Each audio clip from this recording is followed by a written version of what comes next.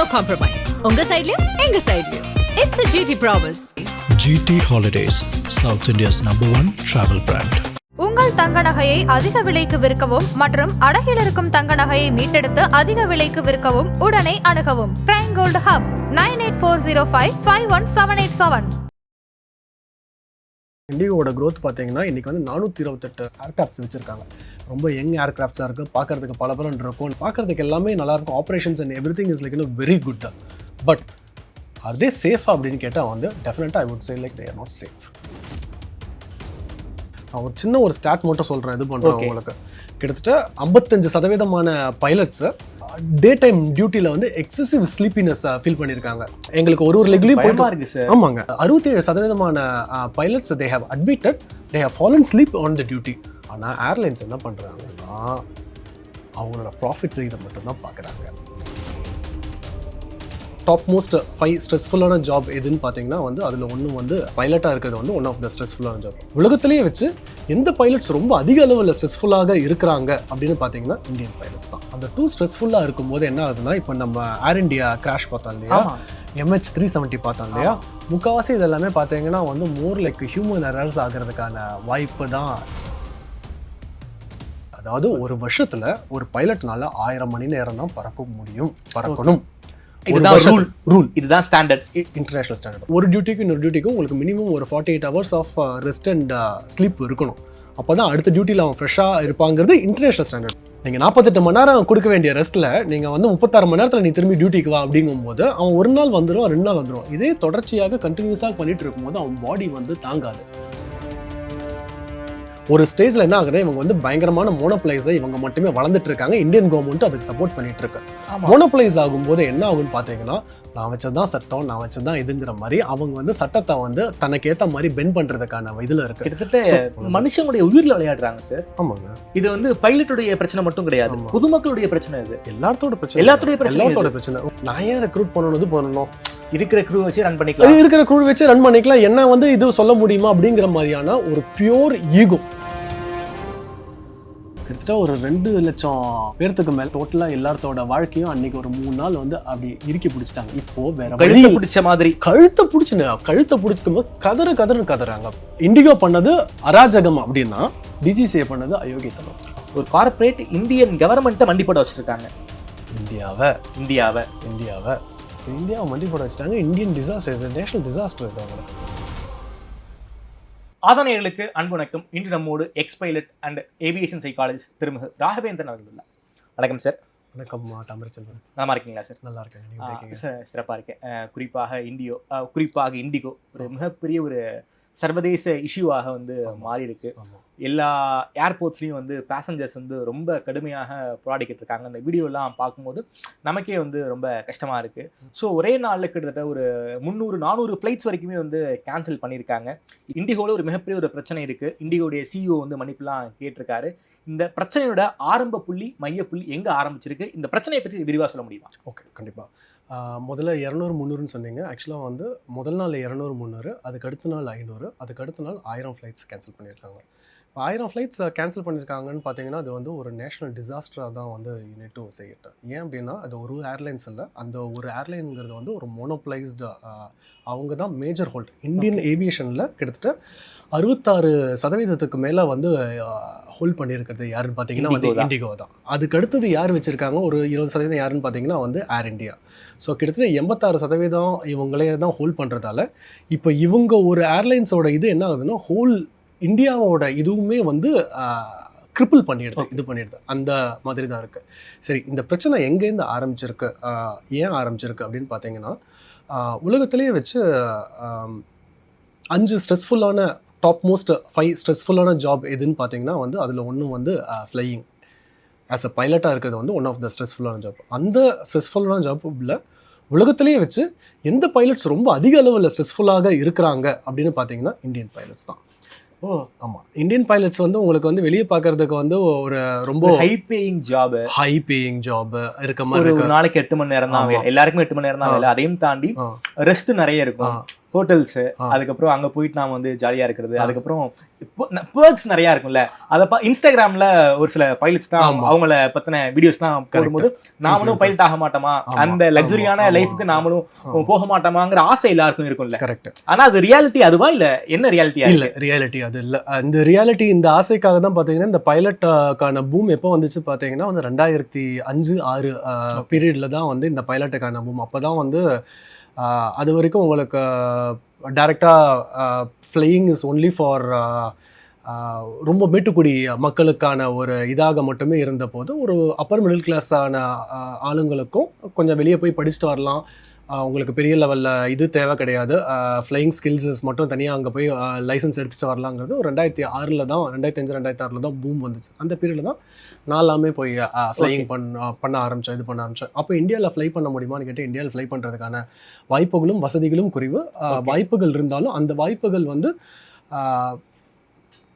ஓப்பனாகவே சொன்னா எங்கெல்லாம் பார்க்கும்போது நீங்கள் என்ன இந்திரா காந்தியோட பையனா பேரனா ஒன்லி அவங்க தான் பைலட்ஸா இருப்பாங்க எனக்குன்ட்டு இல்லை, அந்த பீரியட்ல இருந்த நிறைய பேர் எக்ஸ்பீரியன்ஸ் பண்ண ஒரு இது. அது ராஜீவ் காந்தி பைலட்டு, இவர் சஞ்சய் காந்தி பைலட்டு, அவங்கெல்லாம் பைலட்டா இருக்கலாம், அதான் இருக்கலாம். இப்போ தமிழ்நாட்டில் பார்த்தீங்கன்னா கரிவர்தன் பிஎஸ்ஜி காலேஜ், இந்த இப்போ நரேன் கார்த்திகேயன் இருக்கார் இல்லையா, அவரோட அங்கிள், அவர் மட்டும்தான் ஒரு பைலட்டா இருந்தாரே தவிர எல்லாராலும் பைலட் ஆக முடியாது. ஆனா இது என்னதுன்னா ஒன்ஸ் அதை பார்க்கும்போது ஒரு பயங்கர ஒரு கிளிட்ஸ் அண்ட் கிளாமரஸான நீங்க சொன்ன மாதிரியான ஒரு இந்த ஜாபா இருக்க மாதிரி தான் இருக்குன்னு சொல்லிட்டு நிறைய பேர் காலேஜ் படிக்கிறதுக்கு ஸ்கிப் பண்ணிட்டு ஈஸியா ஆயிடலாம், 6 மாசம் பைலட் ட்ரைனிங் பண்ணா போதும், முடிச்சுட்டு வந்தோடனே லட்சக்கணக்கில் சம்பளம் அதுன்னு நினைச்சிட்டு ஏகப்பட்ட பேர் குவிஞ்சாங்க.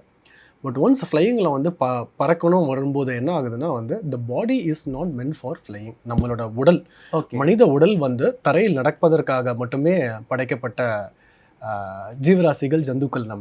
நமக்கு வந்து திடீர்னு பறக்கணும் அப்படின்னா வந்து அதுக்கான இதில் வந்து உடற்கூறுகள் வந்து நமக்கு வந்து இல்லை. ஏன்னா கீழே இருக்கும்போது ப்ரெஷர் கண்டிஷன்ஸ் வேறு, மேலே வரும்போது அதோட ப்ரெஷர் கண்டிஷன்ஸ் வேறு. ஒன்லி பறவைகளுக்கு மட்டுமே பறக்கக்கூடியது. ஒரு நார்மலான சிப்ஸ் பேக்கெட் நாம வந்து ஃப்ளைட்ல கொண்டு போனா அது எந்த அளவுக்கு எக்ஸ்பேண்ட் ஆகும் நமக்கே தெரியும். ஆமா அது ப்ரெஷரைஸ்டு கேபின்ல, அது ப்ரெஷரைஸ்டு கேபின்ல. உங்களுக்கு நான் ப்ரெஷரைஸ்டு கேபின் இப்போ நாங்க ஃப்ளை பண்ணும்போதோ இல்ல எனி பைலட்ஸ் ட்ரெயினிங் ஏர்கிராஃப்ட்ஸ்லாம் பாத்தீங்கன்னா இந்த சின்ன 2 சீட்டர் 4 சீட்டர்லாம் இருக்கும், பார்த்துருக்கீங்களா? அந்த மாதிரியான ப்ரொப்பல்லர் இதில் தான் மோஸ்ட்லி ட்ரைனிங்கில் இருக்கும். இதில் இருக்கும்.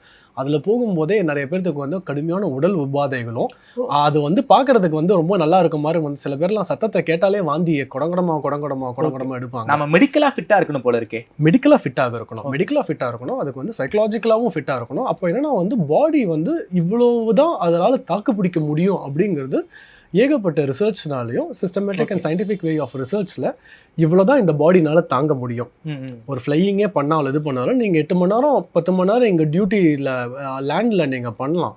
பட் நீங்கள் மேலே வந்து அதே அளவுக்கான எஃபர்ட் போட முடியுமான்னு கேட்டால் போட முடியாது, பண்ண முடியாது. ஏன்னா இல்லை இங்கே இருக்க கண்டிஷன்ஸ் வேற லைக் ஏர்ல இருக்க கண்டிஷன்ஸ் வேற. இல்லை நம்ம ஃப்ளைட்டை விட்டு நம்ம வெளியே வந்தாலும் நம்ம காதெல்லாம் அடைச்சிக்கும், இது பண்ணிக்கும். அப்போ காதெல்லாம் அடைக்கும் போது இது பண்ணும்போது உங்களுக்கு மேலே ஓட்டிகிட்டு இருக்கும்போது நீங்கள் இந்த கொடைக்கானல், ஊட்டி இதுல எல்லாம் போகும்போது நிறைய பேருக்கு ஏறும்போதே வாந்தி, இறங்கும் போதே வாந்தி எல்லாமே இருந்துட்டு இருக்கும், இது பண்ணிட்டு இருக்கோம் இல்லையா? சாதாரண இந்த இதுல அது வந்து உங்களுக்கு ஒரு 1000 அடி ஏறும்போது இறங்கும் போது இவ்வளவு பிரச்சனை இருக்கு. அங்க 30,000 அடி, நீங்க 20,000 அடி 30,000 அடி மேல ஃப்ளை பண்ண போகிறோம்.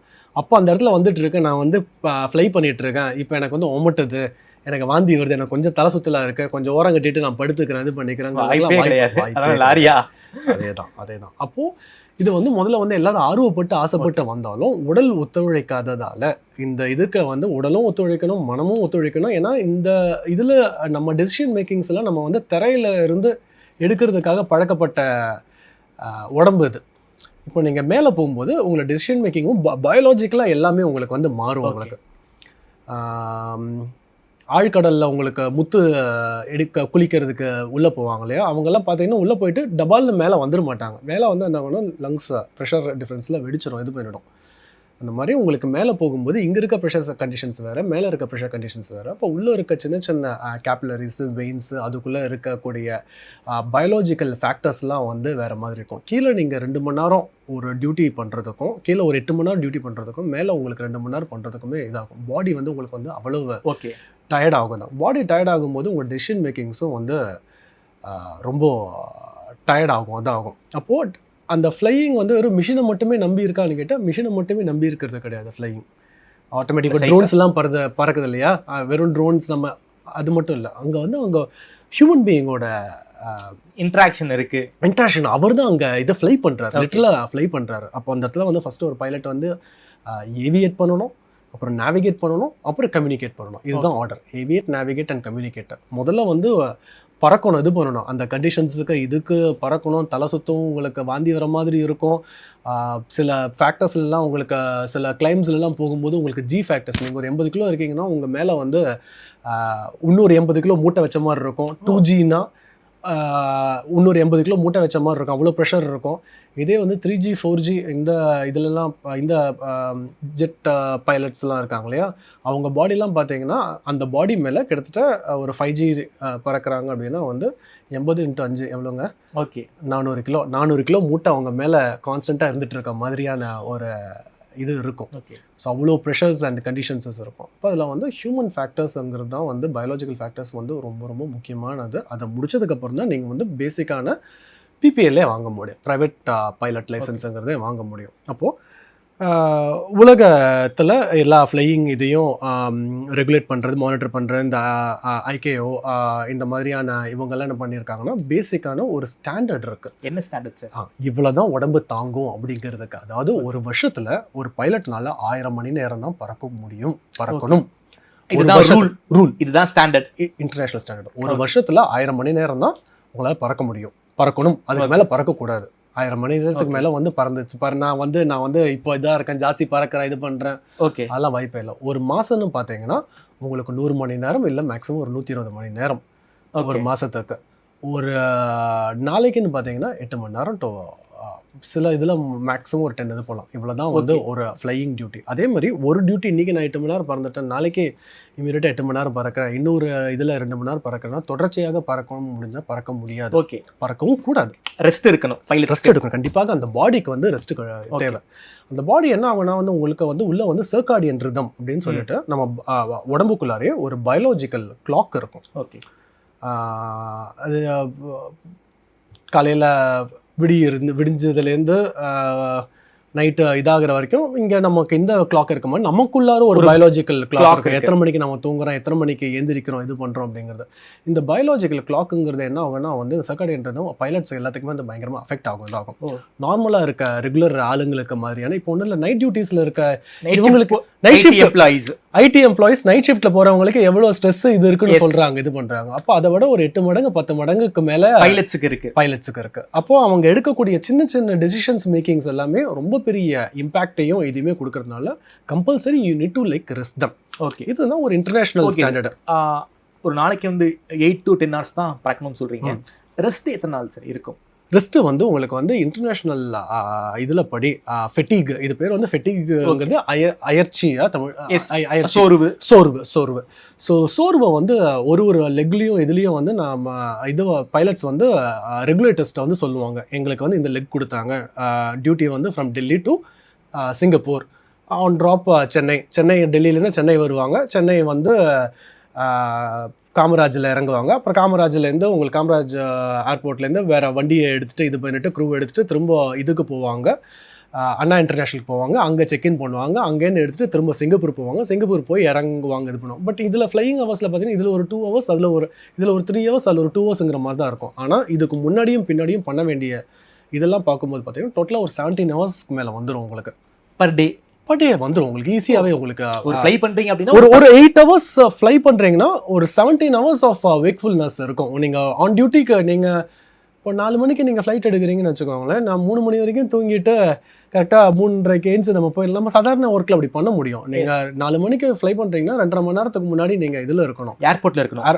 டியூட்டிக்கு இது பண்ணியிருக்கணும், 2.5 மணி நேரத்துக்கு முன்னாடி இருந்திருக்கணும், இது பண்ணிக்கணும். அப்போ 2.5 மணி நேரத்துக்கு முன்னாடி நீங்கள் கால்ஸ் கொடுக்குறீங்கன்னா அதுக்கு முன்னாடி அந்த பிளான்ஸ் எல்லாத்தையும் நீங்கள் வந்து எந்த லெக்கில் போகிறோம், என்ன ஹைட்டில் போகிறோம், இதெல்லாமே கோ த்ரூ பண்ணணும், இது பண்ணணும். They need to calculate. So ஃப்ளையிங்கிறது வந்து வெறும் பறக்கிறது மட்டும் இல்லை, அது பின்னாடி ஒர்க் இருக்கு. we call it an and office with வியூன்னு சொல்லுவோம். ஓகே. ஒரு வியூ இருக்க ஒரு ஆஃபீஸ் தான். உட்காந்து கால்குலேஷன்ஸ் எழுதிக்கிட்டே இருப்போம் நாங்கள்லாம். இந்த இடத்துல மாதிரி ஒரு பைலட்டில் ஒரு தொடையில மாட்டிக்கிறதுக்கு ஒரு இது இருக்கும், ஓகே, நோட் இருக்கும், பேனா இருக்கும். நாங்கள் பாட்டு உட்காந்து எழுதிக்கிட்டே கால்குலேட் பண்ணிக்கிட்டே இருக்கணும் சின்ன சின்ன. ஏன்னா மேலே வந்து மேக்ஸா சார் அது? Full mathematics and physics. Okay. Mathematics and physics interacting with your biology. Okay. Biological. நான்லாம் என்ன நினச்சிக்கிட்டு இருக்கேன், பைலட்னா வந்து ஒரு நல்ல பெர்க்ஸ் இருக்கக்கூடிய ஒரு ஜாப், உங்களுக்கு ஃப்ளை பண்றது மட்டும் தான் வேலை நான் நினச்சிக்கிட்டு இருக்கேன். ஃப்ளை பண்றது நீங்க அதுக்கு பின்னாடி இவ்வளவு பெரிய ஹோம் ஒர்க் இருக்கு, ஹார்ட் ஒர்க் இருக்குங்கிறது யாருக்குமே தெரியாது, எனக்குமே தெரியாது. ஆமா. ஒரு ஒரு கருப்பு பெட்டி வச்சிருப்பாங்க, தூக்கிட்டு போவாங்க. அது தூக்கிட்டு போனீங்கன்னா தொடையில வந்து உங்களுக்கு வந்து பேசிக்கான இதில் வந்து தொடையில வந்து மாட்டி வச்சிருவாங்க. ஓகே. உங்களுக்கு எங்கேயும் வச்சு எழுதுறதுக்கு நோட்டு இதெல்லாமே இருக்காது. நீங்கள் ஃப்ளை பிளாங்க் ஆச்சுன்னா பேப்பருக்கான இது கீழே விழுந்துரும். ஸோ அதனால இதுக்கு அடியில் ஒரு ஸ்ட்ராப் போட்டு தொடையில கட்டிக்கிட்டு நீங்க ஃப்ளை பண்ணும்போது இந்த கால்குலேஷன் நீங்க பண்ணணுமா? என்ன பண்ணிக்கிட்டே இருக்கணும். நீங்க ட்ரிஃப்ட் ஆச்சுன்னா உங்களுக்கு, அதாவது இப்போ இங்கேருந்து இந்த நேர்கோட்டில் போகணும்னு நினைக்கிறீங்க, கொஞ்சம் திரும்பிட்டோம் அப்படின்னா வந்து நமக்கு இங்கே தெரியும். ஓகே. ஓகேங்களா? பட் வெரஸ் நீங்கள் ஏரோப்ளேனில் மேலே ஆகாயத்தில் இருக்கும்போது எவ்வளோ ட்ரிஃப்ட் ஆகிருக்கீங்கன்னு தெரியாது. அதே மாதிரி எதிர்காத்து எவ்வளோ இருக்குன்னு தெரியாது, பின்காத்து உங்களை எவ்வளோ தூரம் தள்ளி இருக்குன்னு தெரியாது, எவ்வளோ தூரம் உங்களை கடல்லையாச்சும் உங்களுக்கு வந்து தெரிஞ்சிடும். உங்களுக்கு அலை இந்த காத்துல வந்து இந்த பக்கம் தள்ளிட்டு போகுது, மேலே இருக்கிறது தெரியும். அப்போ என்னன்னா கீழே இருக்கிறத பார்த்து ஒரு இடமா பார்த்து நீங்கள் வந்து கால்குலேட் பண்ணி, இவ்வளோ மாறி இருக்கும், இவ்வளோ டிவியேட் ஆகிருக்கும், இந்த இடத்துக்கு நான் வந்து 2:14 அந்த இடத்துக்கு வரணும், இந்த ஹைட்டுக்கு வரணும்னு கால்குலேட் பண்ணியிருந்தேன். ஆனால் இங்கே பார்த்தா வந்து 2:16 வந்துட்டேன். அப்போ 2 நிமிஷம் ஏர்லியராக வந்திருக்குன்னா பின்காத்து என்ன வந்து தள்ளி இருக்கு. இல்லை 2:14 வர வேண்டிய இடத்துல நான் வந்து 2:12 தான் வந்திருக்கேன்னா எதிர்காத்து நான் வந்து அப்போ எவ்வளோ நிமிஷம் டீவியேஷன்ஸ் ஆகுதுங்கிறத பொறுத்து எதிர்காத்து நீங்க வந்து நோட் பண்ணிக்கிட்டு இருக்கணும். இது வந்து ஒரு நார்மல் பேசிக்கானது. பெரிய லெவல் ஏர்பஸ் அது மாதிரி ஏர்கிராஃப்ட் இதுக்கெல்லாம் போகும்போது பார்த்தீங்கன்னா இந்த கால்குலேஷன்ஸ் பண்ணுறதுக்கு பின்னாடி ஃப்ளைட் ஆப்ரேஷன்ஸ், ஃப்ளைட் பிளானிங்க்கு அதுக்கான டிபார்ட்மெண்ட்ஸ், க்ரூ எல்லாமே இருக்கும். ப்ளஸ் பைலட்டும் உங்களுக்கு இது பண்ணிட்டு இருக்கோம். சார் இப்போ குறிப்பா இந்தியாவில் வந்து இண்டிகோவில் வந்து ஒரு மிகப்பெரிய ஒரு இஷ்யூ போயிட்டு இருக்கு. இண்டிகோ பைலட்ஸ் எல்லாருமே வந்து நாங்கள் வந்து ஜாயின் பண்ண மாட்டோம், ப்ரொடெஸ்ட் தான் பண்ணிக்கிட்டு இருக்காங்க. இது இண்டிகோ பைலட்ஸ்க்கான பிரச்சனையா இல்லை இந்தியன் பைலட்ஸ்க்கான பிரச்சனையா? இது இந்தியன் பைலட்ஸ்ங்கிறது இந்திய மக்களுக்கான அத்தனை பேர்த்தோட சேஃப்டிக்கான பிரச்சனை. ஓகே. இது வந்து பைலட்ஸ் வந்து ப்ரொடெஸ்ட் பண்றது கிடையாது. ஓகே. இங்க சிச்சுவேஷன் வந்து அது கிடையாது. ஏன் சார் எல்லா பைலட்ஸும் ப்ரொடெஸ்ட் பண்ணிட்டு இருக்காங்க? ப்ரொடெஸ்ட் யாருமே பண்ண கிடையாது. ஓகே. ஹானஸ்டா சொல்ல போனா எந்த பைலட்டுமே வந்து ப்ரொடெஸ்ட் பண்ண கிடையாது. அப்புறம் ஏன் சார் இத்தனை ஃப்ளைட்ஸ் கேன்சல் ஆயிருக்கு? எக்ஸாக்ட்லி என்ன ஆயிருக்கு அப்படின்னு நீங்க பாத்தீங்கன்னா வந்து ஃப்ளைட் டியூட்டி டைம் லிமிடேஷன்ஸ் இருக்கு. ஒரு பைலட்டை வந்து எவ்வளோ நேரம் அவங்ககிட்ட வேலை வாங்க முடியும் அப்படிங்கிறது ஒரு இன்டர்நேஷனல் ஸ்டாண்டர்ட், ஒரு சயின்டிஃபிக்கான ஒரு இவ்வளவுதான் அந்த பாடி தாங்கும் அப்படிங்கிறதுக்கான ஒரு இது இருந்துட்டு இருக்கு. இந்த இது பார்த்தீங்கன்னா ஒரு டியூட்டிக்கும் இன்னொரு டியூட்டிக்கும் உங்களுக்கு மினிமம் ஒரு 48 hours of rest and sleep இருக்கணும்.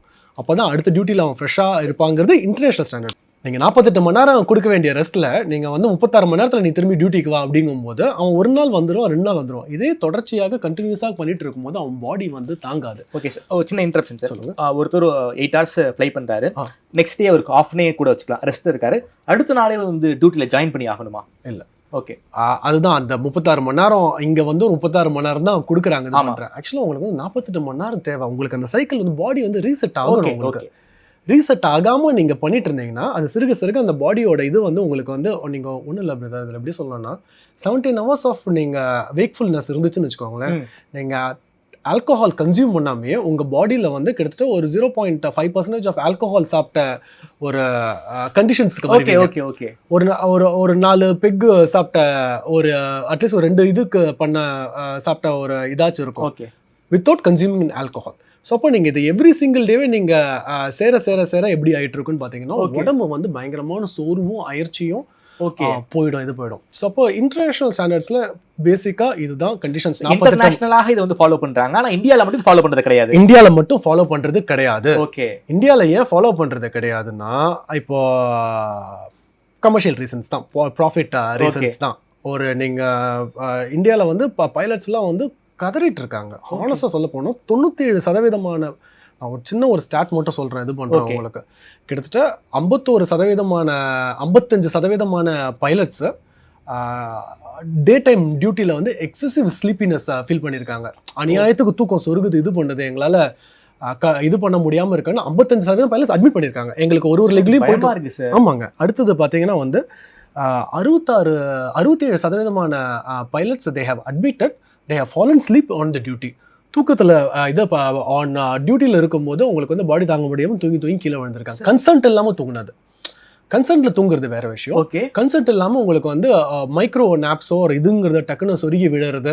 சொருகி விழுறது கூட 2 செகண்ட் 3 செகண்ட் உங்களுக்கு என்னதுன்னு தெரியாமல் 1 நிமிஷம் 2 நிமிஷம் தூங்கி விழுந்த இது பார்த்தீங்கன்னா இந்தியன் பைலட்ஸில் வந்து 67% பேர் அத்தனை பேர் அட்மிட் பண்ணியிருக்காங்க. என்னோட டியூட்டியில் நான் வந்து இந்த லெக்லையாச்சும் நான் விழுந்திருக்கேன், தூங்கி விழுந்திருக்கேன். சேஃப்டி அதுதான் சொல்கிறேன். பேசஞ்சர் சேஃப்டி, பைலட் சேஃப்டி எல்லாமே உங்களுக்கு வந்து பார்த்தீங்கன்னா ரொம்ப ரொம்ப முக்கியமானது. ஓகே. ஆனால் ஏர்லைன்ஸ் என்ன பண்ணுறாங்கன்னா அவங்களோட ப்ராஃபிட்ஸ் இதை மட்டும்தான் பார்க்குறாங்க. சார் நான் ஓப்பனாகவே உடச்சி சொல்கிறேன் சார். சரி, அதாவது ஒரு பைலட் வந்து ஒரு 8 hours வந்து ஃப்ளை பண்ணுறாரு அப்படின்னா அவருக்கு கிட்டத்தட்ட ஒரு 2 daysக்கு வந்து ரெஸ்ட் இருக்கணும்னு சொல்கிறீங்க. அப்போ தான் அவருடைய பாடி கண்டிஷன் சரியாக இருக்கும்னு சொல்கிறீங்க. இண்டிகோ மாதிரியான கம்பெனி பல 1000 கோடி லாபங்கள் சம்பாதிக்கிறாங்க. அதை வந்து ஏன் வந்து எம்ப்ளாயிஸை வந்து ரெக்யூர் பண்ணுறதுல ஏன் வந்து செலவு பண்ண மாட்டேங்கிறாங்க கேள்வி.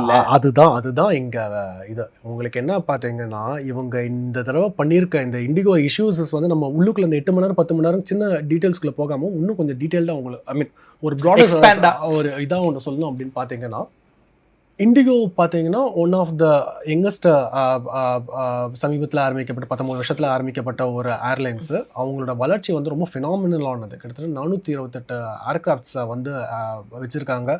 ரொம்ப யங் ஏர்க்ராஃப்ட்ஸாக இருக்குது, பார்க்குறதுக்கு பலபலன் இருக்கும். நல்ல ஆன் டைம் டியூட்டியில் வந்து பக்காவாக இதெல்லாமே அவங்களுக்கு எல்லாமே கொடுத்துருக்காங்க. இது பண்ணி பார்க்குறதுக்கு எல்லாமே நல்லாயிருக்கும். Operations and everything is like very good. But are they safe அப்படின்னு கேட்டால் வந்து டெஃபினட்டாக I would not say like they are not safe. ஏன் சேஃப் இல்லைன்னு பார்த்தீங்கன்னா பைலட்ஸ் வந்து இப்படி போட்டு புழிஞ்சிட்டு இருக்கும்போது எந்த பைலட்டுமே வந்து உள்ளே இருக்க வந்து அவங்க வந்து இந்த duty is like too stressful for them. அந்த டூ ஸ்ட்ரெஸ்ஃபுல்லாக இருக்கும்போது என்ன ஆகுதுன்னா இப்போ நம்ம ஏர் இண்டியா கிராஷ் பார்த்தோம் இல்லையா, MH370 பார்த்தோம் இல்லையா, முக்கால்வாசி இதெல்லாமே பார்த்தீங்கன்னா வந்து மோர் லைக் ஹியூமன் எரர்ஸ் ஆகிறதுக்கான வாய்ப்பு தான் இதில் வந்து ஜாஸ்தியாக இருந்திருக்கு. சொல்கிறத பார்த்தா ஃப்ளைட்டில் போகிறதுக்கு பயமாக இருக்குது போல இருக்கு. இப்போ பயப்படுங்க.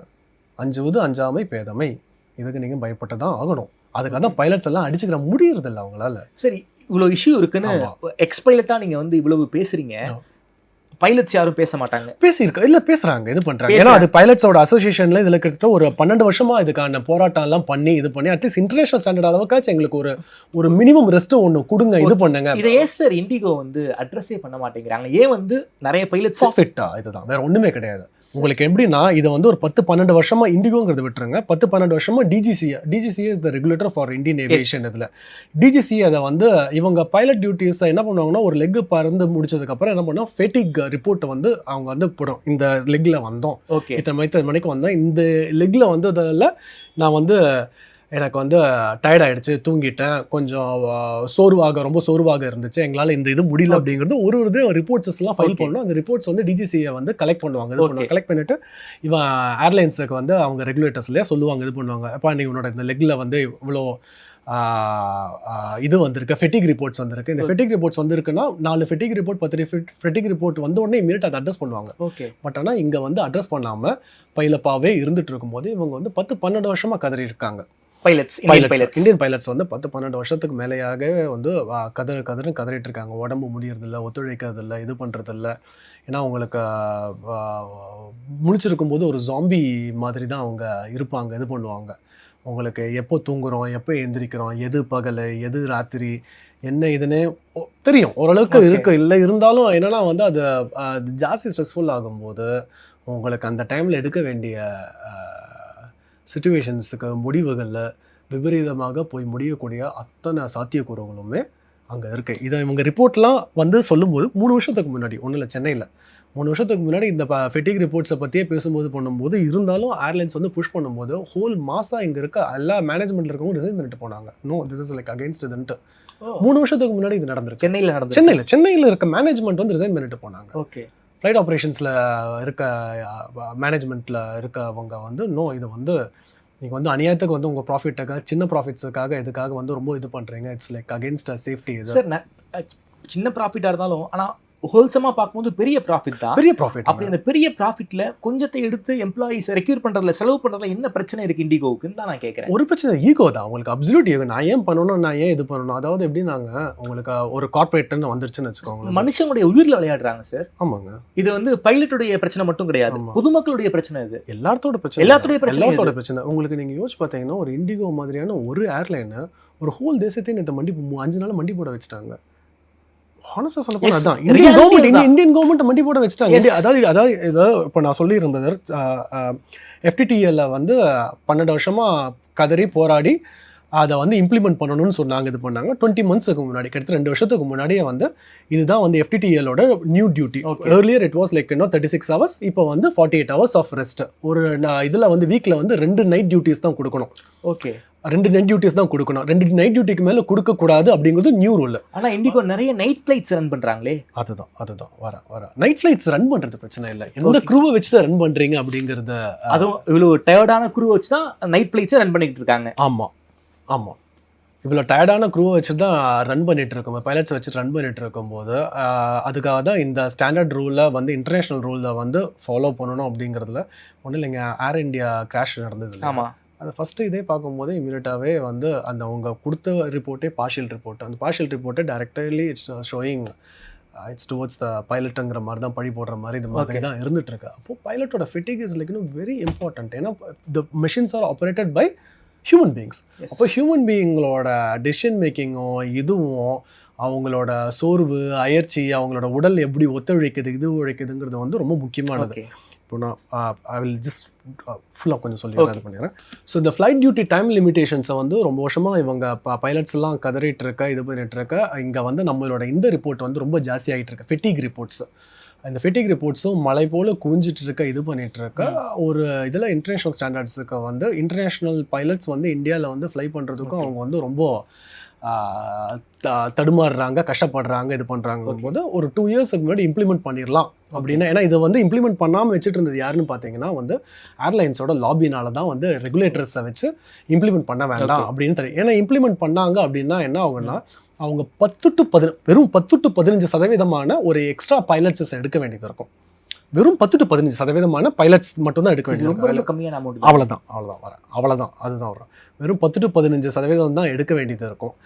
அதை எடுக்கிறதுக்கு இவங்க வந்து என்ன பண்ணிட்டாங்கன்னா 2 இயர்ஸுக்கு முன்னாடியே வந்து ஹைரிங் ஃப்ரீஸை பண்ணிட்டாங்க. இதுக்கு மேலே வந்து நாங்கள் வந்து யாரையும் ரெக்ரூட் பண்ண மாட்டோம் அப்படின்னு. அப்போ இருக்கிற பைலட்டை வச்சு இவ்வளோ ஆப்ரேஷன்ஸும் இது பண்ணி இவ்வளோ லாபத்தை நான் வந்து ஈட்டணும் அப்படின்ட்டு அவங்க ஒரு குவார்ட்டர்ஸ்லேயும் வந்து என்னோட இந்த லாபம் இவ்வளவு, போன குவார்ட்டரை விட இந்த குவார்ட்டரில் வந்து எங்களுக்கு வந்து இவ்வளோ லாபம் வந்துச்சு அப்படிங்கிற மாதிரியான சிஎஃப்ஓஸோட இது அந்த கால்குலேஷன்ஸை படி தான் அப்போது போன குவார்ட்டரை விட இந்த, ஏன்னா அவங்க சிஎஃப்ஓன்னு இருக்கவங்க சீஃப் ஃபினான்ஷியல் ஆஃபீஸர் இருக்காங்கன்னு வச்சுக்கோங்க. சீஃப் ஃபினான்ஷியல் ஆஃபீஸர் அவன் என்ன சொல்லுவாங்க, ஒரு குவார்ட்டருக்கு ரிப்போர்ட் கொடுக்கும்போது இது பண்ணும்போது போன குவார்ட்டரை விட இந்த குவார்ட்டருக்கு லாபம் ஏற்படுத்தணும் என்ன பண்ணணும், இந்த டியூட்டியை இன்னும் கொஞ்சம் இறுக்கி பிடிச்சி புழிஞ்சு நம்ம அந்த சக்கையை புழிவோம் இல்லையா, இன்னும் கொஞ்சம் மிஷினில் இன்னும் கொஞ்சம் கரும்பு சாரை புழிகிற மாதிரி புழிஞ்சிட்டு இருந்தால் எக்ஸ்ட்ரா கிடைக்கும் அப்படிங்கிற இதில் தான் பண்ணிட்டு இருக்கா. ஸோ ஃபினாமினலான க்ரோத். ஓகே, யாரோடது? இண்டிகோவோட க்ரோத் பார்த்தீங்கன்னா இன்றைக்கி வந்து 428 ஏர்கிராஃப்ட்ஸ் வச்சுருக்காங்க.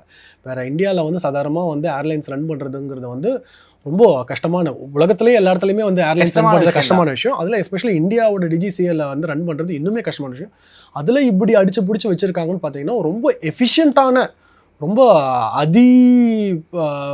பயங்கரமான மேலாண்மையில் இருக்கும்போது தான் வந்து இப்படி பண்ணக்கூடிய இதில் எஃபிஷியண்ட்டாக பண்ணியிருக்காங்க. ஓகேங்களா? ஆனால் ஒரு ஸ்டேஜில் என்ன ஆகுது, இவங்க வந்து பயங்கரமான மோனோப்ளைஸை இவங்க மட்டுமே வளர்ந்துட்டு இருக்காங்க. இந்தியன் கவர்மெண்ட் அதுக்கு சப்போர்ட் பண்ணிட்டு இருக்கு.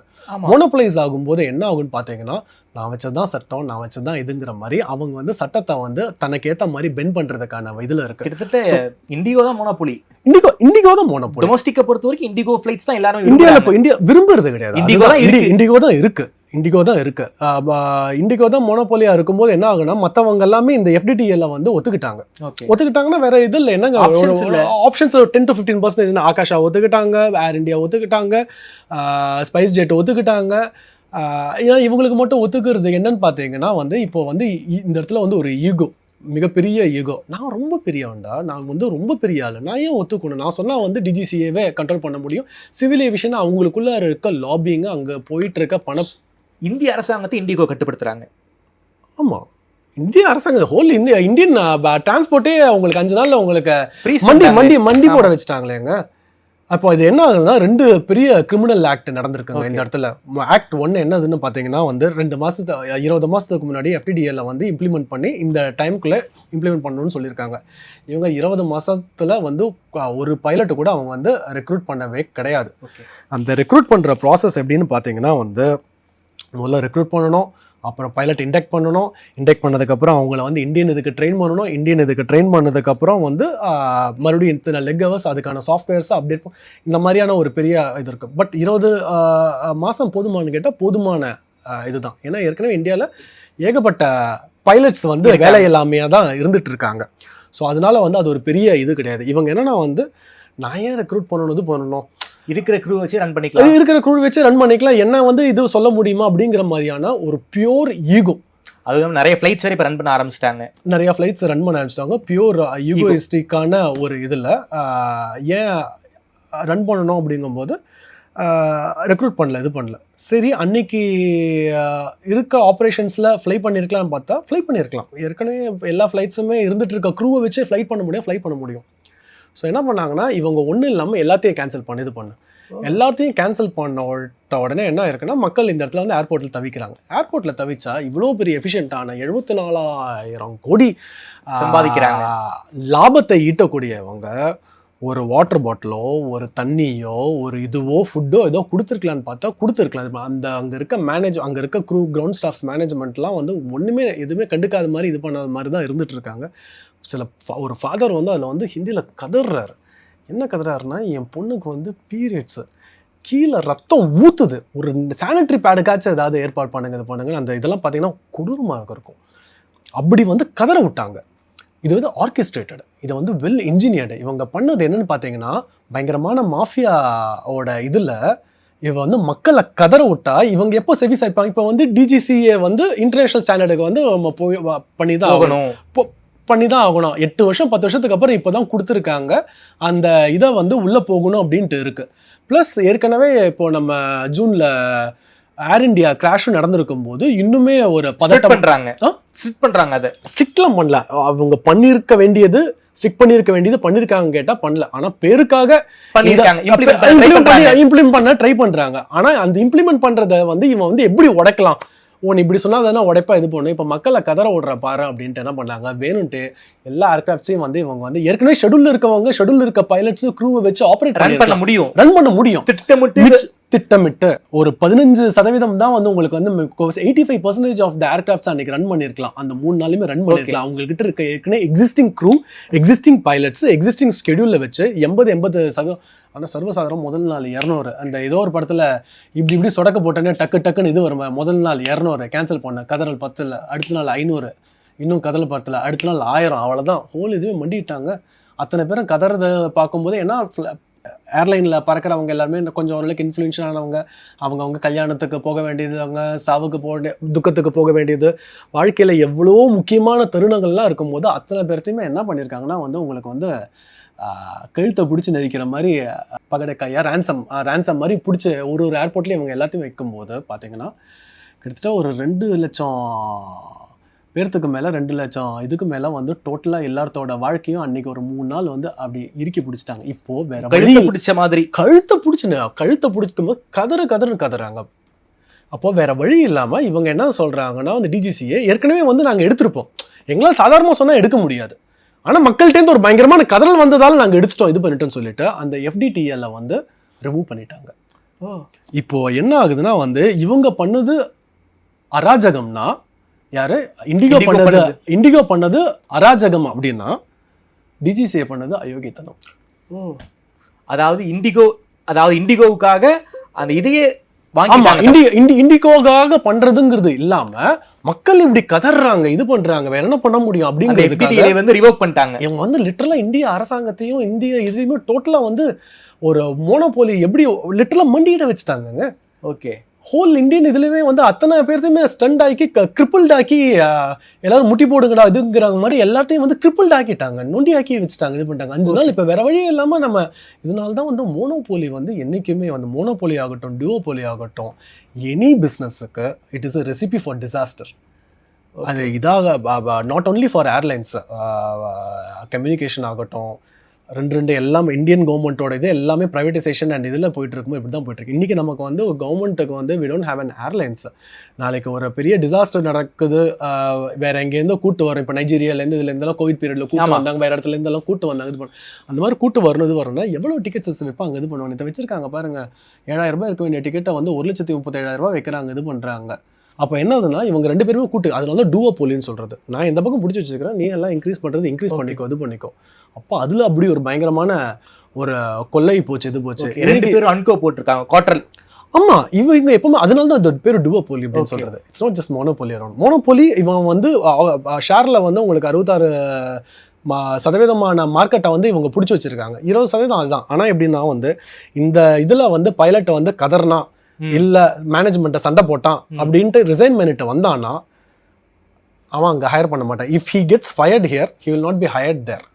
So if he gets fired there he will not be hired here.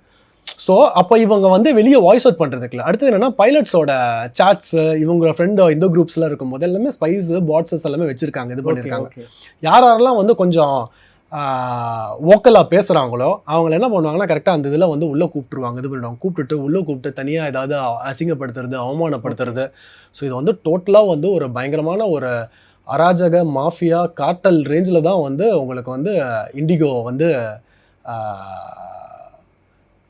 Behave பண்ணுது. இண்டிகோ வந்து உங்களுக்கு லிட்டரலாக மண்டியிட வச்சிருச்சு. ஓகே சார், அதாவது குறிப்பாக தங்களுடைய ஈகோவின் காரணமாக இந்திய மக்களை வந்து நடுத்தருவில் வந்து இண்டிகோ நிப்பாட்டி வச்சிருக்காங்க. கிட்டத்தட்ட ஒரு அராஜகமான ஒரு சர்வாதிகார போக்கு வந்து இண்டிகோ பண்ணியிருக்காங்க. அதன் காரணமாக மிரட்டி பணிய வச்சுட்டாங்க, பண்ணி வச்சுட்டாங்க. அந்த எஃப்டிடிகளை இப்போ வந்து கவர்மெண்ட் கைவிட்டாங்கிறத விட இதுல அதுவும் அடுத்த இன்னொரு காமெடி இருக்கு. இது இருக்கு, நீங்க பழைய எஃப்டிடிஎல்ல இப்போ டியூட்டிக்கு போறாங்கன்னு வச்சுக்கோங்களேன், புது எஃப்டிடிஎல்ல போறாங்களா இல்ல பழைய எஃப்டிடிஎல்ல போறாங்களா, 48 மணி நேரம் இதுல இருக்காங்களா இல்ல வந்து பழைய 36 மணி நேரத்துக்கு போறாங்க. இப்ப எதுவுமே எஃப்டிடிஎல் ரூலே இல்ல. இப்போ ஒரு 10 நாள் 20 நாள் ஃபிளை பண்ணிட்டு இருக்கவன் எந்த இதுல வந்து கேப்குள்ளார அவன் வந்து சேருவாங்கிறதுக்கான இது கிடையாது. ஓகே. ஸோ டிஜிசிஏ, சிவில் ஏவியேஷனு, அதை விட இது இவங்க இண்டிகோவோட டைரக்டர்ஸ்னு இருப்பாங்க. இது அவங்கள they are the people who are responsible for the passengers. அந்த போர்ட் ஆஃப் டைரக்டர்ஸ்ல என்ன தே ஹேவ் டு ரிசைன் தான். அவங்க கண்டிப்பா ரிசைன் பண்ணணும். இது வந்து எனக்கு குறிப்பிட்டு சொல்லணும்னா ஒரு கார்ப்பரேட் இந்தியன் கவர்மெண்ட்டை மண்டிப்பட வச்சிருக்காங்க. இந்தியாவை மண்டிப்பட வச்சுட்டாங்க. இந்தியன் டிசாஸ்டர், இது நேஷனல் டிசாஸ்டர். இது உங்களுக்கு ஒரு பூகம்பமோ புயலோ பார்த்தீங்கன்னா ஒரு சிட்டியை தான் அஃபெக்ட் பண்ணும். இவ்வளோ பெரிய இதெல்லாம் வந்து இந்தியாவே அஃபெக்ட் பண்ணியிருக்கு. நீங்கள் வந்து இந்திய அரசாங்கங்கிறதும் உங்களுக்கு வந்து தேர்ந்தெடுக்க அரசாங்கம் இங்கே மாறும் அங்கே மாறும். அவங்க டோட்டல் இந்தியாவே மண்டிப்பட வச்சுட்டாங்க. ஓகே சார், குறிப்பாக இந்த சிங்கப்பூர் ஏர்லைன்ஸ், அதே போல் வந்து அரபுடைய எமிரேட்ஸ், இங்கெல்லாம் வந்து இன்டர்நேஷ்னல் ஸ்டாண்டர்ட்ஸ் அவங்க ஃபாலோ பண்ணுறாங்க. ஆனால் இந்தியாவில் இண்டிகோ பண்ணுறது கிடையாது. இந்தியாவில் எங்கேயுமே யாருமே பண்ணுறது இல்லைங்க. எந்த ஏர்லைன்ஸ் முதல்ல டிஜிசிஏ இல்லைங்க அதை வந்து இது பண்ணணும். டிஜிசிஏ தான், ரெகுலேட்டர்ஸ் தான் வந்து சொல்லணும். ரெகுலேட்டர்ஸ்லேயே எத்தனை நாள் அதை இம்ப்ளிமெண்ட் பண்ணாமல் இருந்தாங்கன்னா இவங்களுக்கான ஒரு இதுக்காக கார்பரேட்டோட, ஏன்னா அவங்களோட லாபி அவங்களோட இது இருந்துட்டு இருக்கு.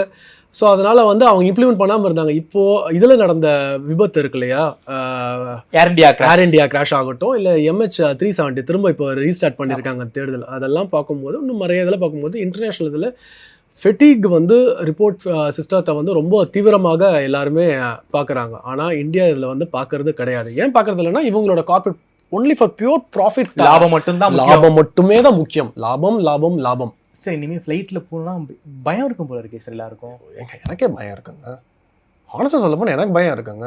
ஏன்னா உங்களுக்கு தெரியாது, எனக்கு உள்ளே பார்க்கும்போது இவன் என்ன டர்ன் இது வந்து உங்களுக்கு பைலட்ஸோட ஹியூமன் இதில் எனக்கு தெரியுது, டியூட்டி இதில் தெரியுது. பஸ்ஸில் போகிறதுக்கே பயமாக இருக்குது. அதன் காரணமாக தான் நான் வந்து ட்ரெயினில் போகிறேன். ஒன் ஆஃப் த வேர்ல்டுலேயே வச்சுங்க the most safest mode of டிரான்ஸ்போர்ட்னு பார்த்தீங்கன்னா வந்து ஃப்ளையிங் தான் உங்களுக்கு. நீங்கள் நடந்து போகும்போது கூட செத்து போயிடலாம், நீங்கள் இதில் போகும்போது செத்து போகலாம். ஆனால் நீங்கள் ஒரு ஏரோப்ளைனில் போனீங்கன்னா ஒரு 30 லட்சம் டேக் ஆஃப் அண்ட் இதுக்குள்ள லேண்டிங்கில் தான் ஒரு ஆக்சிடென்ட் நடக்கும். அந்த ஒரு ஆக்சிடென்ட் நடந்துச்சுன்னா அதே போல் இன்னொரு ஆக்சிடென்ட் நடக்காது. ஏன்னா அதில் இருந்த பாடத்தை கற்றுக்கிட்டு திரும்ப அதை நடக்க விடாமல் இருக்கிறதுக்கு என்னென்ன வழிகள்லாம் பண்ண முடியுமோ அது அத்தனையுமே வந்து கற்றுக்கிட்டு பண்ணுவோம். அப்போது இதுதான் பாடியோட லிமிட்டு. We follow all the standard ப்ரொசீஜர்ஸில் தான் பண்ணும்போது இங்கே நீங்கள் சக்கையாக புழியிற மாதிரி புழிய இங்கே இருக்க பைலட்ஸ் கதற அவங்க ஒன்றும் இல்லைங்க. 270 at 27,000 feet அப்படிங்கிறத ஒரு இது வருதுன்னு வச்சுக்கோங்களேன். நல்ல தூக்கத்தில் இருக்காங்க சரியா இல்லை. 270 27,000 ஃபீட்டுக்கு மேலே 270 25,000 29,000 போயிட்டான்னு வச்சுக்கோங்களேன், ஹெட் ஆன் கொலிஷன் அந்த பக்கம் இருக்கும். வேறு ஏதாவது கூட இதில் மோதுறதுக்கான வாய்ப்பு இருக்கும். ஒரு சின்னது தான், ஒரு சின்ன ஒரு கதை இன்ஸ்ட்ரக்ஷன், சின்ன இன்ஸ்ட்ரக்ஷனை மெதுவாக அதில் மாறும்போது குட்டியாக மாறிச்சுன்னா, இது வந்து தூக்கத்தில் இதில் இருக்கும்போது, தூக்கம் இல்லாத போது, உடம்பு டயர்டாக இருக்கும்போது அத்தனை இதுக்கான சாத்தியக்கூறுகளுமே இருக்குது. 97% of the pilots in India feel that DGCA, the regulator, is not helping them. They are helping the companies, airlines. And அதை வந்து இந்தியாவில் இருக்க அத்தனை இவங்களோட சேஃப்டியை வந்து இது பண்ணுறது பணயம் வைக்கிறாங்க. மக்களுடைய உயிரை வந்து DGCA வந்து பணயம் வைக்கிறாங்க. ஆமாம், லாபத்துக்காக, அதுவும் தனியார் கம்பெனி லாபத்துக்காக. ரொம்ப நன்றி சார். குறிப்பாக இந்த இண்டிகோ பிரச்சனை வந்து இண்டிகோவுக்கான பிரச்சனை கிடையாது, ஒட்டுமொத்த இந்தியாவுக்கான பிரச்சனை. குறிப்பாக ஒரு மோனோபோலியாக வந்து இந்தியாவில் இருக்கக்கூடிய இண்டிகோ எப்படி இந்தியாவையே மண்டிப்பட வச்சிருக்காங்க, அதற்கு எப்படி வந்து கவர்மெண்ட்டே அதற்கு வந்து செவிசாச்சிருச்சு, கவர்மெண்ட்டையும் மீறி எவ்வளோ பெரிய லாபி பண்ணியிருக்காங்க அப்படிங்கிற ஒரு இஷ்யூவை ஒரு சாமானியனுக்கும் புரியும் வகையில் ரொம்ப விரிவாக பேசியிருக்கீங்க. நான் வந்து நினச்சேன் சார், உண்மையாலுமே ஹை பேயிங் ஜாப், ரொம்ப ஜாலியான ஜாப்னு பைலட் ஜாப்னு நினச்சேன். ஆனால் இதுக்கு பின்னாடி இவ்வளவு வேலைகள் இருக்குது, இவ்வளவு கஷ்டங்கள் இருக்குங்கிறது இந்த இன்டர்வியூ வாயிலாக எனக்கு தெரிஞ்சிருக்கு. பல்வேறு விஷயங்களை ரொம்ப வெளிப்படையாக பேசியிருக்கீங்க. நேரில் வந்து நேரம் கொடுத்து பேசியமைக்கு நன்றி Raghavendran sir. Thank you very much.